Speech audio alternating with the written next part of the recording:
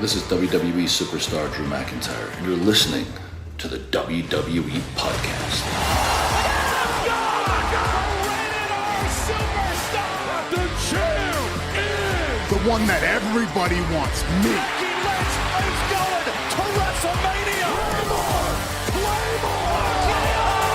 Austin 316 says I just whipped your ass. This is my iron. You're going to acknowledge me. All right, everybody, welcome to the Week in Review, and welcome to the last day of June, or by the time you listen to this, it's already July, but as I record this, it's the final day of June already, as summer is starting to fly by here, and we're also next to another PLE.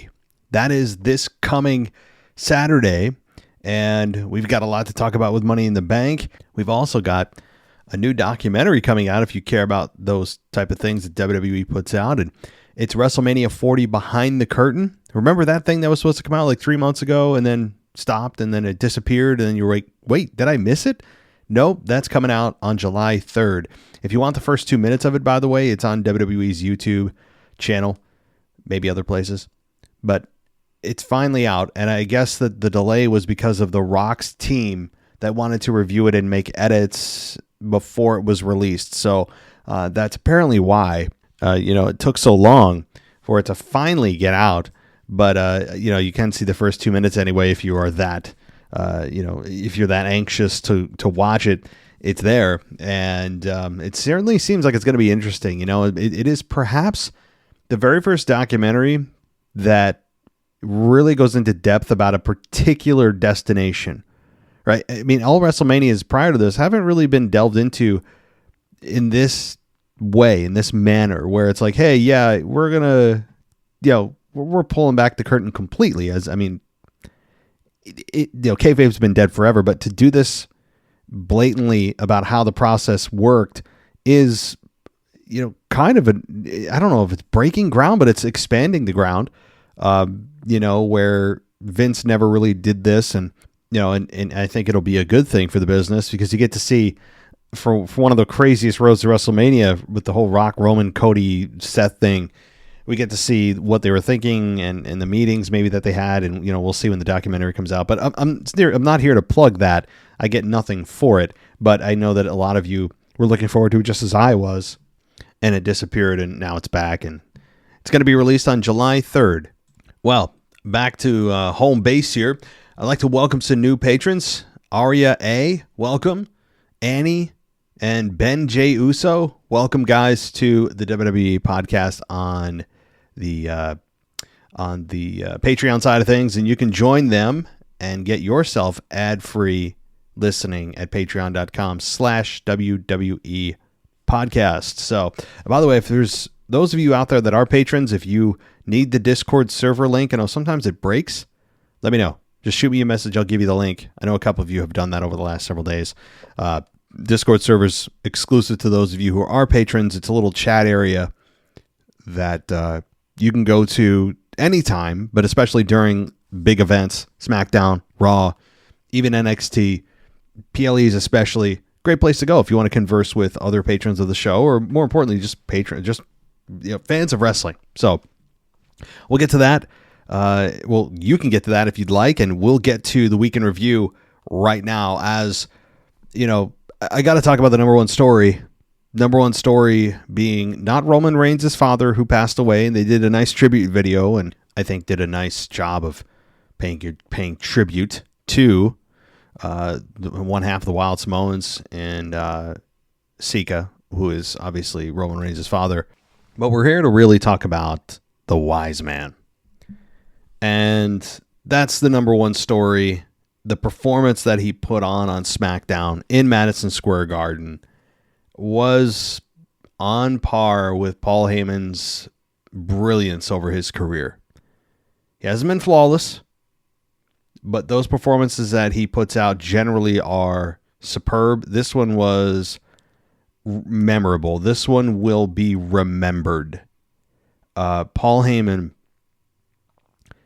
unshaven, looks like he hadn't slept in 2 weeks, defies Solo Sikoa, tells him he is not his tribal chief.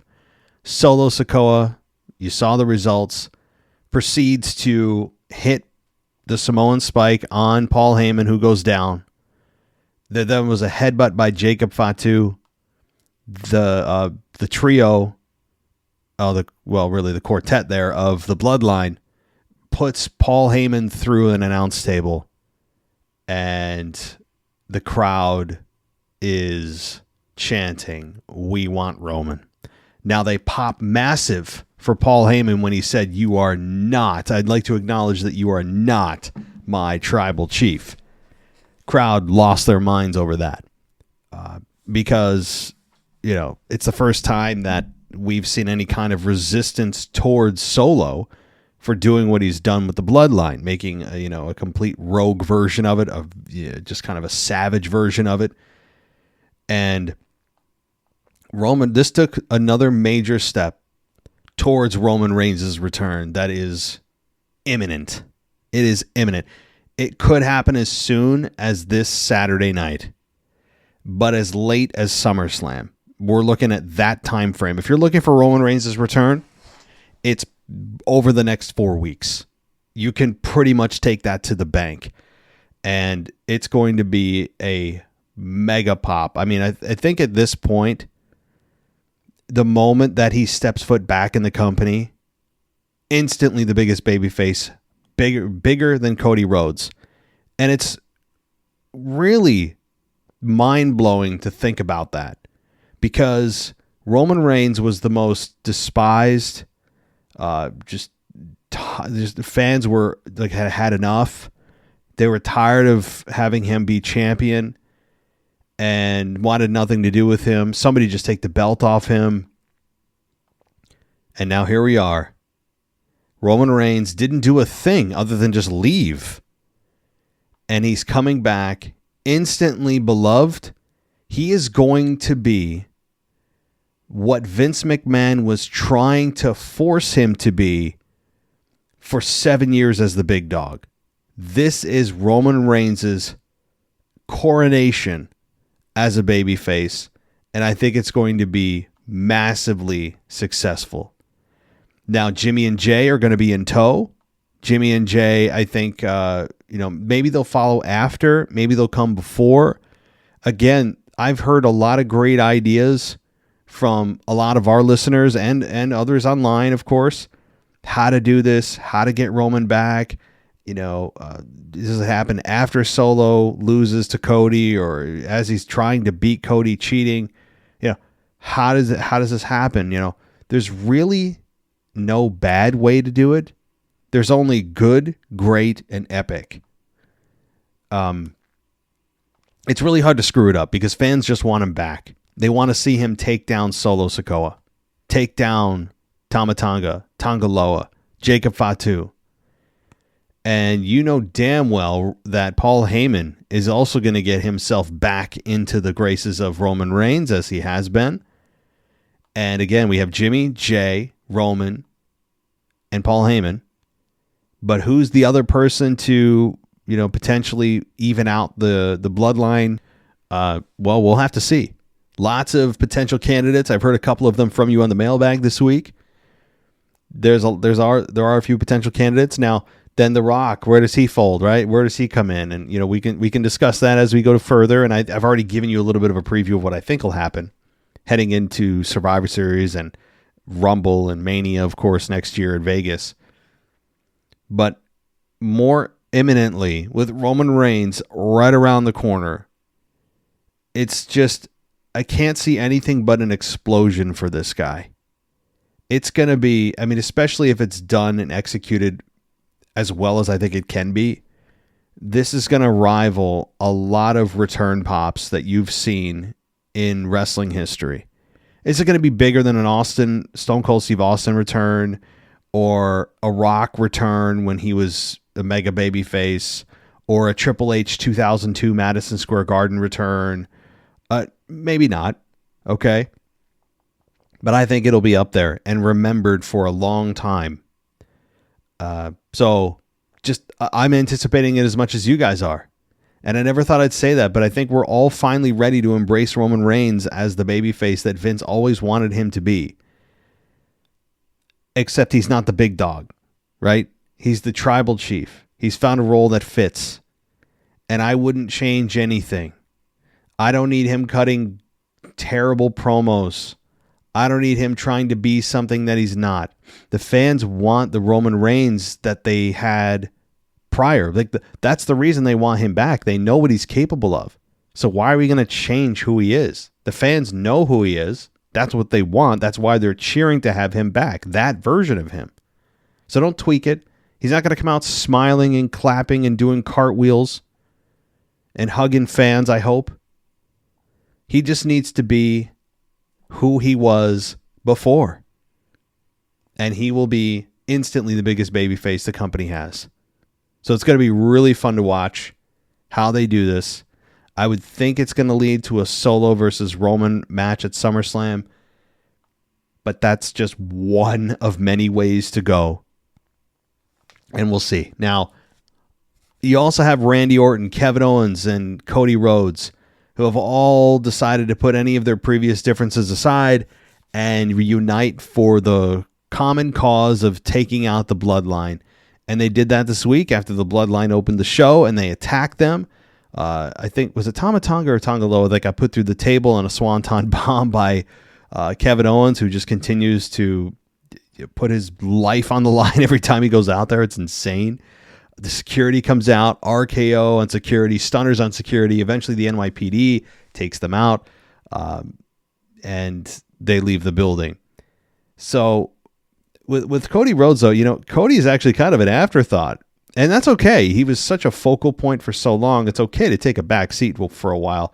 But you do wonder how much longer this temporary alliance with these men is going to last. Specifically Randy Orton. Specifically Randy Orton. How does this work? Do they finally pull the trigger on Randy RKOing Cody to SummerSlam? Do they wait?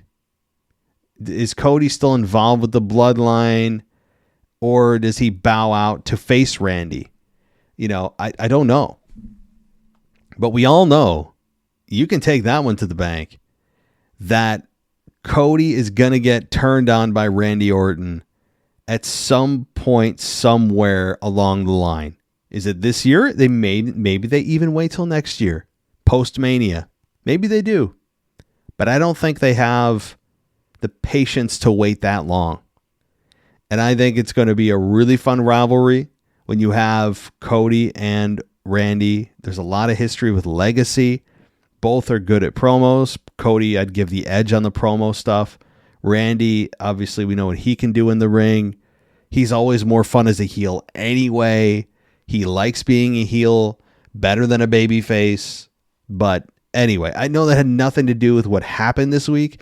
But as I continue to watch Randy and Kevin, they're in a good spot facing the number one heel group in the company. Don't get me wrong. They're not in a bad place right now in their careers or heading downwards, but it feels like something's about to change with these three. And Randy's usually the snake in the grass that's about to strike. Pun intended, I guess. So we'll see what happens. Maybe they wait, maybe they don't. But after Money in the Bank this coming week, where does Cody go? He's got to have an opponent for SummerSlam. Who better than Randy Orton? Who better than Randy Orton? Now, you could go against Solo Sikoa, challenging for the championship. Could do that, But I think that when you look at the grand scheme of things, they know that they have, in their back pocket, they know that they have Randy Orton and Cody Rhodes ready to go. And that's going to be a fun one, too. So we're looking a little bit ahead, talking a little bit about what happened already, but I'm just thinking out, right? Thinking ahead, thinking to SummerSlam, already thinking of WrestleMania. As fans, it's always fun to do. But, all right, so let's move on here. We did get, as I said, the hot open of SmackDown, with the attack on the Bloodline, which we went over. And then we got, let's see here. Jade Cargill, Candice LeRae, Tiffany Stratton, WWE continuing with their triple threat format for the Money in the Bank qualifiers.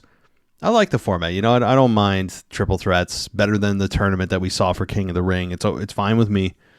So you're thinking to yourself, looking at this going, all right. Well, you know, one of these women is not like the others, right? You know, Jade is untouchable right now when it comes to losing clean. Tiffany's been on the rise. The fans seem to really enjoy her and have a genuine connection with her, and has been on the rise for a while. And Candice LeRae is kind of the ugly duckling here, so to speak, metaphorically, right? Not physically. And she has been kind of just there, right? If you're a Candice LeRae fan, tell me something significant she has done that has been meaningful in the last 6 months. Meaningful, not just, oh, she had a victory. Well, what does that mean? Does it mean anything, or is it just to get a victory? I can't name one thing she's done. I think the most notable thing that has happened in her career was actually an accident. Michael Cole calling her Candice Michelle is probably the most relevant thing that has happened to her in the last 6 months. And it's not a slam on her. It's just the way it's been.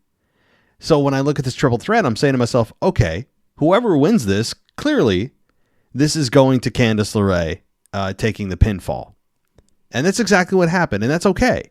That's okay. So you knew right off the bat you could eliminate one of 3 women, from consideration. It's like taking a test. You have 3 or 4 answers. You usually can eliminate 1 or sometimes 2 if you're lucky. So you're left with a 50-50 shot. It's kind of the same deal here. You look at it and you go, yeah, no way it's Candice LeRae. And you knew that Tiffany Stratton is probably the more likely candidate, only because she's the one that needs more of a boost than Jade does. Jade is an anomaly onto herself, where she can just throw herself into a title picture at any point. And the match, I think, would be a bit of an exposure to Jade.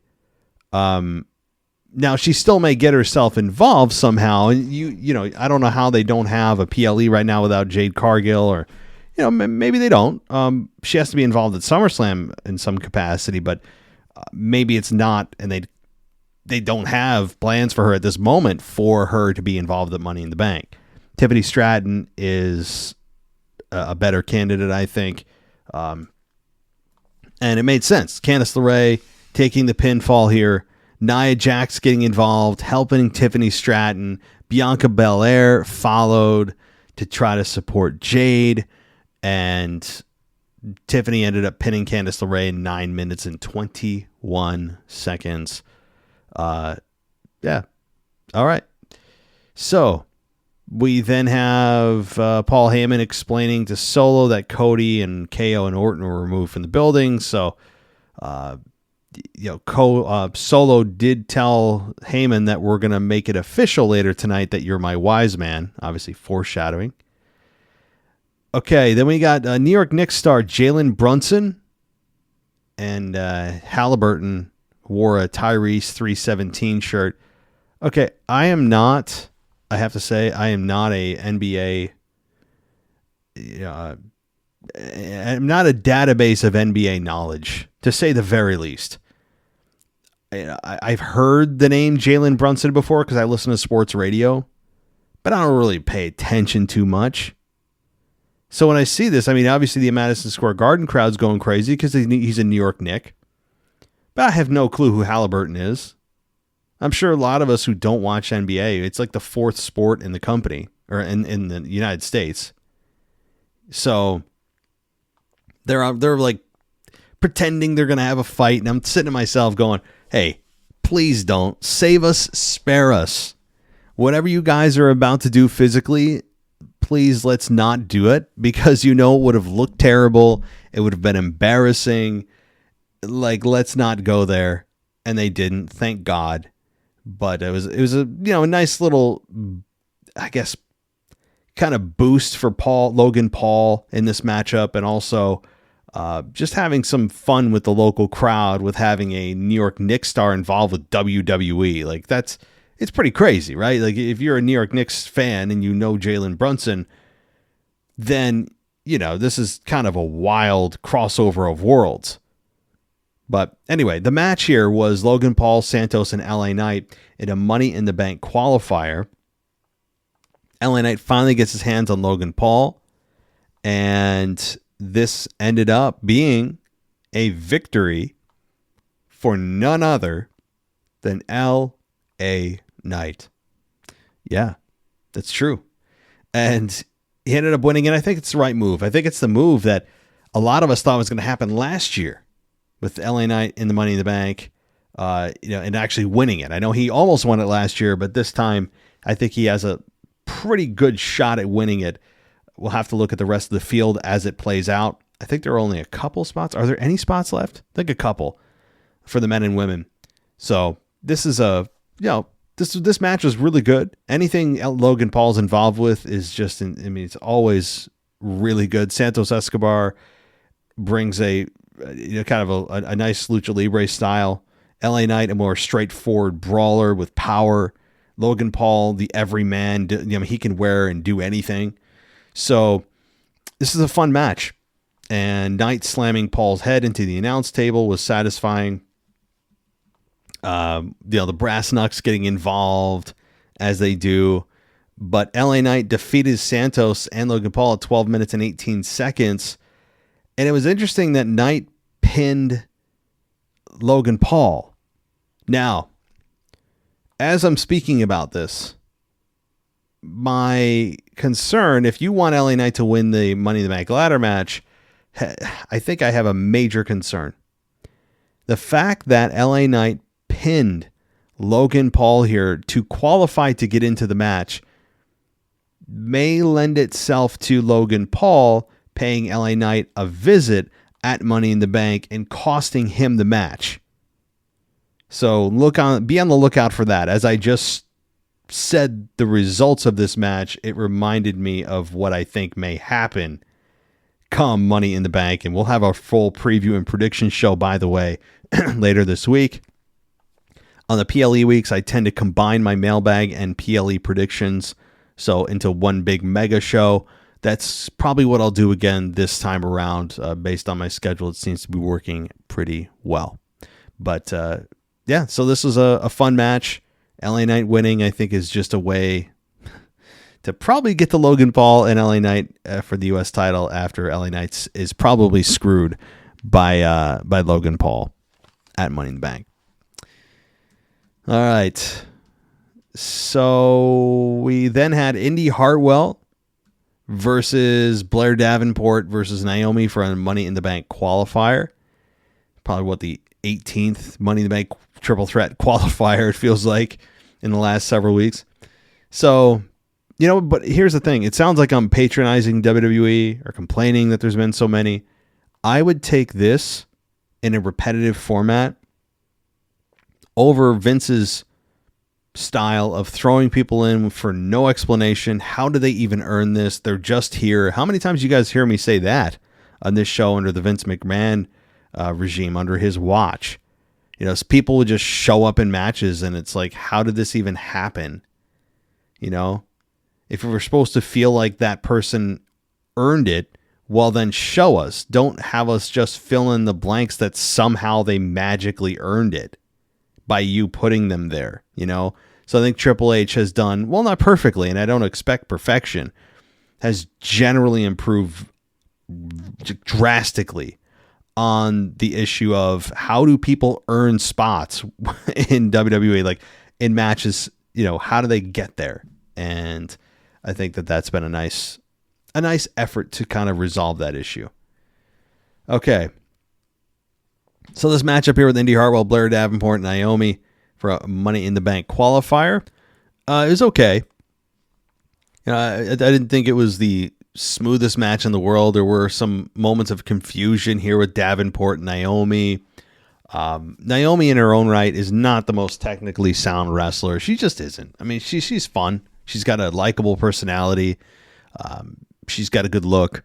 But Naomi is Naomi. Like you don't expect a 45-minute wrestling clinic with her.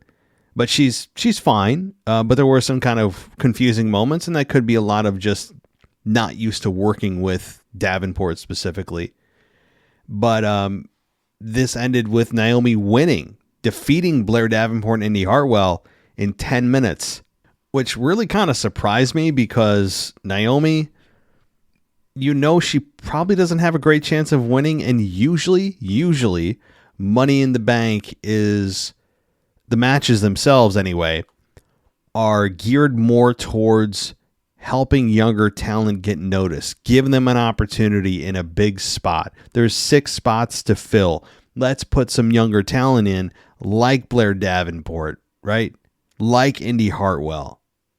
And they didn't. Now, we don't know if they can qualify last second. Maybe there's a second chance triple threat with all the losers in a triple threat.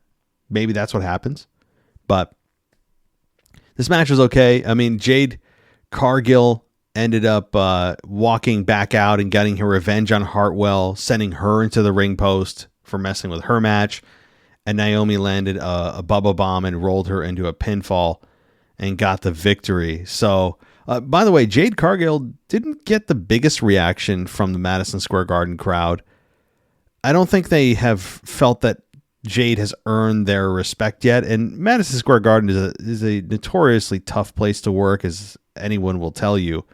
So while Jade didn't get booed, I don't think she got the monster reception that some people were hoping for in a big market town.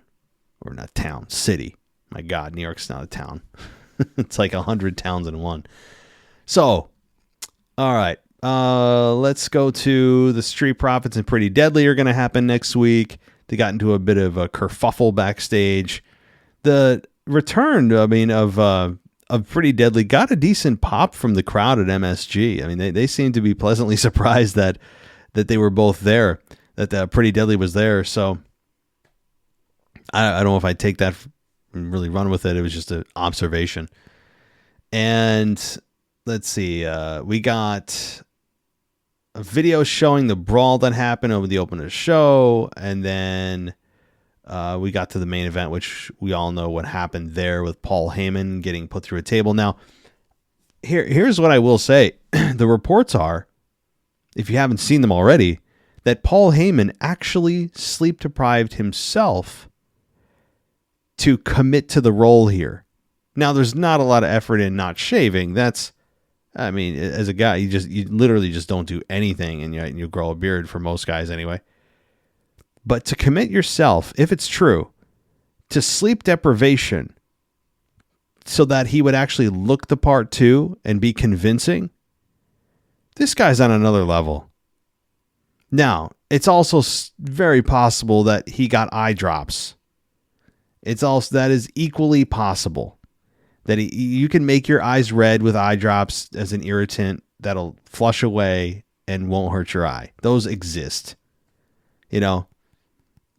So it's possible too that it was just something benign and he didn't actually sleep deprive himself. So I don't know what story we're going to run with. I'll go with the assumption that he actually sleep deprived himself, because Paul Heyman seems like that kind of guy to do that, to commit to this role, and knowing how big this moment would be and knowing that the camera would be close up on his face, he wanted to be very convincing. It was very convincing. That look is, it's, I almost want to take that look. I think I made it the picture on my Patreon for this week, for this show, was Paul Heyman's face, his unshaven, bloodshot eyes face, with a moment that he realized he's about to get his ass kicked by Solo Sikoa, not acknowledging that he's his tribal chief. That is a freeze frame that you want to keep and frame, and I mean, literally, just if you're a wrestling fan, you want it on your wall, because that is a master class in committing or dropping into the role.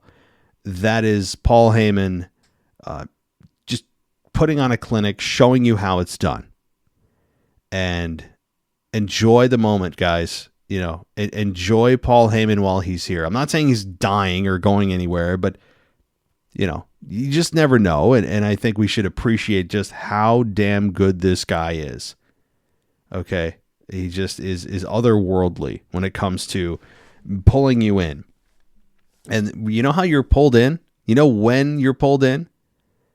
There's always a time you know you're pulled in. It's when you don't know that you are, because you get lost. You don't think about anything around you, not think about what's going on in your life, what's going on with your work, what's going on in your personal life, nothing. You're just concerned about what's happening in this fantasy land. And Paul Heyman is a master, a Jedi master at doing this. Not always. He's not, again, not flawless. I'm not putting this guy up on this pedestal that we should all bow at the altar of. But he is and continues to show you that he can turn it on at any time and pull you in. So, again, credit to him. Credit to Solo, who I don't think is also getting enough credit. He had some great body language too. I have nothing against Solo, but Paul Heyman obviously overshadowed him. Or 5 o'clock shadowed him. See what I did there? All right, yeah, it's lame. But this was a great segment that, again, furthered the steps towards a Roman return. So, anyway, just masterful, excellent way to end the show. Tons of heat on Solo. Tons of heat on Jacob Fatu and the Tongans. It's been a very, very nice, relatively easy to understand post-WrestleMania build to this rogue bloodline. It's been generally a pleasurable experience. And we were not even close to the end of it. You know, every time that we think we're done, and I've said this, I don't know how many times too, you know, that I'm done with the bloodline stuff. Can we move on? Somehow, right when we're at that point, they do something where you're thinking to yourself, oh, well, that's true. We haven't explored this. All right, what do you got for me? And the next thing you know, you're begging for the next chapter of the bloodline. And here we are again. We're at that same place that we were, that we never thought we'd really be back to during the days of just the monotony of the OG bloodline, with Roman coming out and Jimmy's there and Solo's there and Paul Heyman's cutting his promos about beating whoever he's going to beat. And oh, here comes Jay. Jimmy and Jay are fighting. Woo-wee. And it was just this thing over and over. Oh, Civil War. It's like, can we move on? And then we did. But now we are in, it's not even like a new chapter.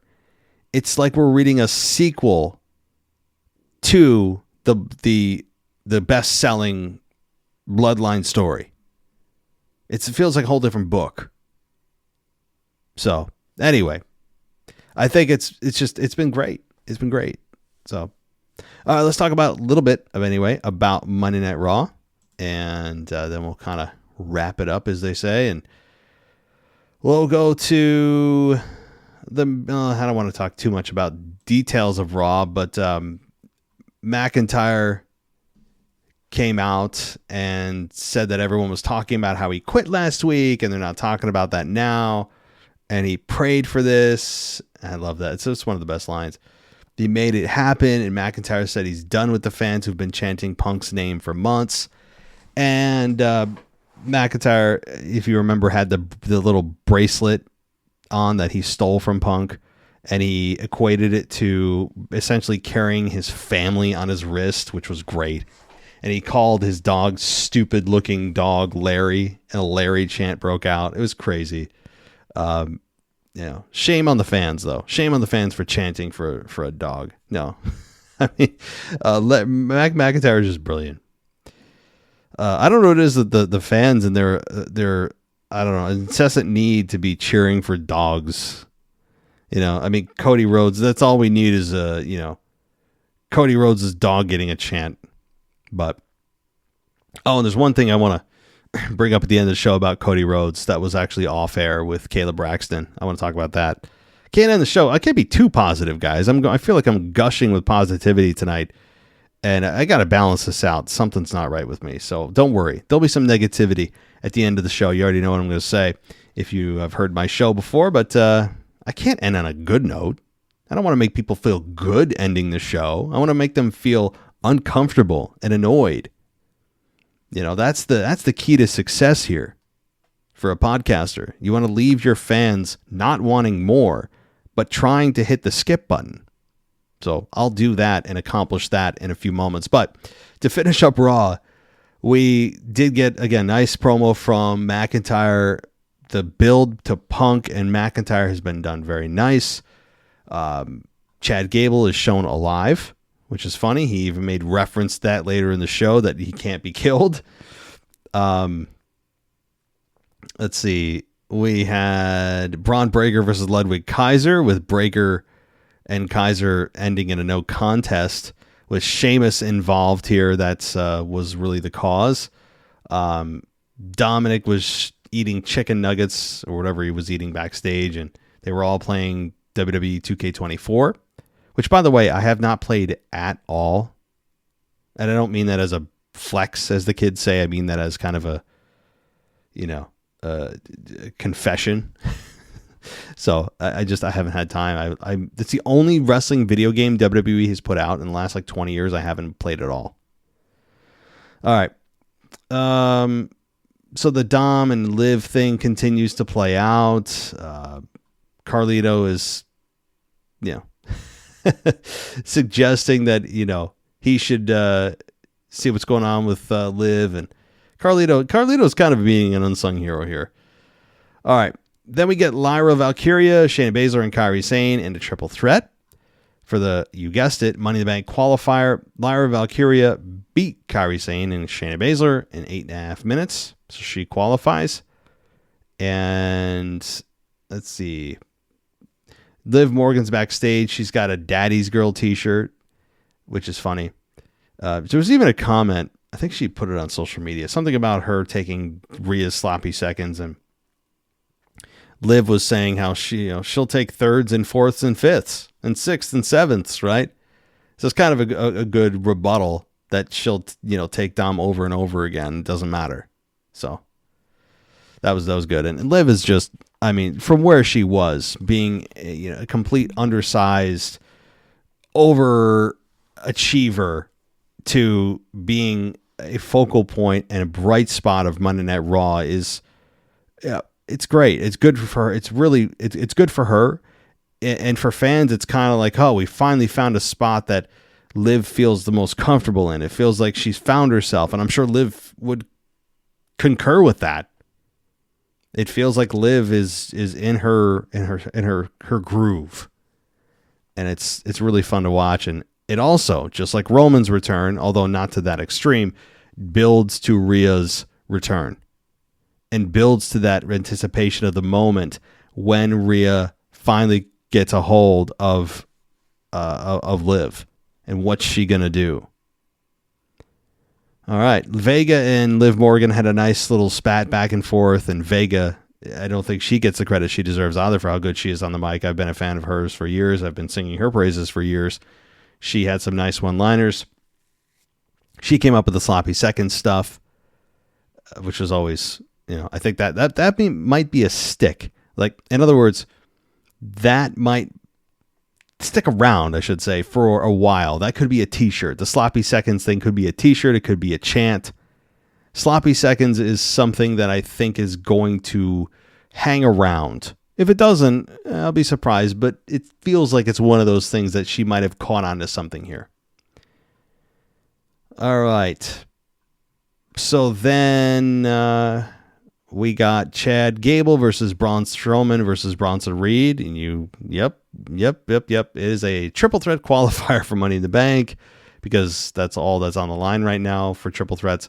We got Chad Gable beating Bronson Reed and Strowman in 8 minutes and 25 seconds after he executed a top rope moonsault on Reed. So the moonsault, maybe he took a page out of Tiffany Stratton's book, is now finishing matches.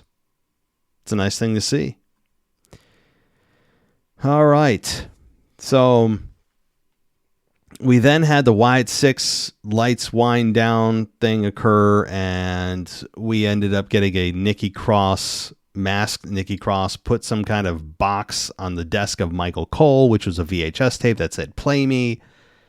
And they did play it, and it was, this video of Bo Dallas and Uncle Howdy. So again, I think it's their symbolic play on the fact that they're two people, but one is talking to the other, and it's maybe a visualization of the struggle that's going on in his mind. I don't think they're actually two separate characters. That's not, I think, what they were going for there. But, talking about how he struggled with his brother's passing, and that they finally got to do something together, and it was ripped away from us. And it felt like real pain from Mo Dallas there, which I'm sure it was. You can't fake that stuff. It was a very effective piece of video there. And the fact that it was a VHS, just adds something to it. Like, it felt very Blair Witchy, in a way. And that's a good thing. By the way, Chad Gable is about to join with Julius, Brutus Creed, and Ivy Nile. I mean, he came into contact with them very briefly on Raw. It was like a few seconds. And I think we're off to the races here. Women's Tag Team Champions Alba Fire and Isla Dawn take on Katana Chance and Kaden Carter in a non-title match. This was 5.5 minutes or so, with the champions of Alba Fire and Isla Dawn winning. And let's see, Liv Morgan was in Judgment Day's clubhouse, and the only person that was there as she was leaving, was, you guessed it, Balor, Finn Balor. So I don't know what's going on there. We'll see.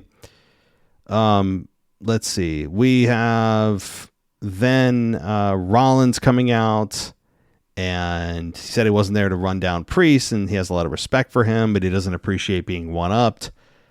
And then Priest, comes out and said that, he was already out there. Rollins said if Priest wins, he'd get his wish, and that Rollins won't challenge for the title again as long as Priest was champion. But Priest loses. If he loses, he's out of the Judgment Day. So pretty high stakes here. And Gunther comes out and joined them, and just kind of was like a reminder, like, hey guys, I'm here. The winner's not going to be really a winner because they're going to have to face me at SummerSlam. All right. Let's see here. We got Karrion Kross and Kofi Kingston, with Karrion Kross beating Kofi Kingston in 5 minutes and 50 seconds. We got then Awesome Truth, The Miz and R-Truth versus Finn Balor and JD McDonough for the World Tag Team titles. And this ended with new tag team champions in Finn Balor and JD McDonough in about 12 minutes. So this match happened thanks to Liv Morgan. So Liv Morgan is trying to get on the good side of the entire Judgment Day to endear her heart to them, to get them to at least open up to her, to really destroy everything that Rhea Ripley is and was. So, and you just take everything that she had, take her spot in the Judgment Day, take her man, take her title. It's a promo that's being crafted as we speak. And I think it's going to be a very big explosion when Rhea does come back. SummerSlam is going to be a fun damn time around these parts. There's so much to look forward to with big returns. I mean, we didn't even mention The Rock. We didn't even mention Brock Lesnar, for God's sakes, who I think is coming back at some point. So there is just so much to really think about and look forward to as we get closer to not just SummerSlam, but more importantly, closer here, more immediately, Money in the Bank. My God, I'm looking right now at a close-up of Paul Heyman's face. I mean, the guy looks like he's unhealthy. He looks unhealthy. I mean, I want to admit him to the hospital in a real way here. And you know what? Credit to him for taking a bump at 60 years of age. He doesn't need to do that. The guy doesn't need to be doing this stuff, even though they are quote unquote safe bumps and they probably didn't hurt too badly. The guy is also not equipped to take bumps. That's not what he does. He doesn't throw his body at the ground for a living. He doesn't train to take bumps. I understand that he took the safest ones you probably could take, but you're still putting your body through a table. There's still some bumps and bruises that come with it. So and then risks that come with it. So I give Paul Heyman all the credit in the world, as I started the show with. Now, I told you, all this positivity feels like I'm in the New Day. It makes me sick. I want to talk about Cody Rhodes. Now, he cut a decent promo on SmackDown and actually attacked the security guards, which goes against his moral compass because, the security guards are just doing their job. But then, Kayla Braxton, as we all know, is on her way out. I think she had her final SmackDown last night. I don't know what her future ventures are. I don't know what she's going to be doing. We'll find out. She could be another company, could be starting her own podcast. I mean, who knows? We'll find out in short order. But Cody Rhodes, after the show, and this is on cell phone video and, we're floating around, comes out and talks about what a great human Kayla is and gives her, a round of applause and gives her a quick little interview. And it's like, this is the kind of crap. Are we supposed to be proud of this guy? Nothing against Kayla. I'm not saying she doesn't deserve time to, be admired by fans. No. It's that Cody is the everyman who's sickeningly nice to everyone and trying to set example for what a champion should be. And it's I don't know. It's phony to me. It's phony. It's performance. And I know this whole thing's a performance, but that wasn't. He, sometimes he comes out, shakes the hand of everyone at ringside, including the ring announcers and the commentators and the timekeeper. And look, I'm like the guy at your work that even talks to the janitor. I think that's what's in his mind. He's trying to be the guy that doesn't look at status or title and talks to everyone no matter what. And I understand that's admirable, but when you're doing it in the world of pro wrestling, I don't want to watch a soft little man. And hey, I'm not tall. I mean, in a, not physically, but in a, I guess, masculine sense, little man do all these things that are just so heartwarming and isn't he just such a nice guy, and let me come out with my suit and shake everyone. No one's below me. Everyone is just, is on equal footing to me. Again, that sounds like what he actually is in person. So this is probably why it's coming across so annoying to me, because it feels authentic. And again, it isn't like, what do you mean Kayla Braxton deserves a chance? Sure, fine. But did Cody have to be the one to do it? Did he really? Why did Cody have to be the one to do it? Bring out Paul Levesque.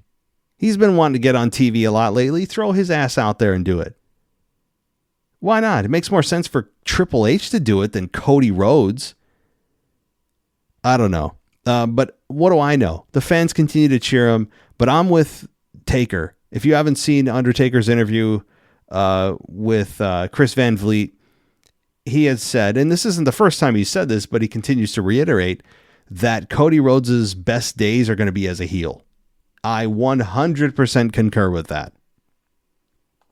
It's not going to be soon, but it's going to be at some point in our lifetimes that Cody Rhodes will be heel, and it's going to be much more tolerable and fun when he is actually a heel, because I think that's what and who he is at his core. Not as a bad person per se, but he's got all these traits that are just so obnoxious. So anyway, I told you guys, if you stuck with me there, I had to leave on a bad note. I had to leave you annoyed that I continue to complain about Cody, because that's, that's the way I roll. I don't want to leave people feeling gushy and good about the show. I want you to be tempted to throw me a 1-star review. That's good business, right? Oh, man. All right. Well, thank you, everybody. I really do mean that. Thank you, everybody, for joining us here on the show. Thank you for all the patrons who continue to support the show and keep the lights on, so to speak, and, give us your hard-earned money to give you ad-free content for this crazy world of pro wrestling. I really do appreciate it. You can also find us on Apple Podcasts. If you want to go ad-free, there's a 1-week free trial there. And then you can do a yearly option, which gives you 2 months for free. That's a thing if you want. And also there's a free trial on Patreon. So no matter what platform you're on, there is an option for a free trial. So you don't have to commit to anything. You can just try us before you do that. So before you commit. All right. Well, big week in wrestling, obviously, with Money in the Bank. We'll be here for your preview and prediction show. The rest of the week is going to go as planned with your Raw review and NXT. And the mailbag is going to be obviously on Friday. But we have Amanda, by the way, who has joined us. If you haven't checked out Amanda's SmackDown review, it's her very first solo show on this platform. And I think she did a great job on SmackDown. So check her out. Amanda did I think a very nice job covering SmackDown. As she has become a part of the show, and I'm excited to have her here. So thank you so much, everybody, for listening. Take care, and I'll talk to you next time. Thanks for listening to the WWE Podcast. Don't forget to subscribe on your favorite podcast app so you don't miss a show, or head to WWEpodcast.com. And for all of these shows ad-free, head over to patreon.com/WWE Podcast. Until then, we'll see you next time.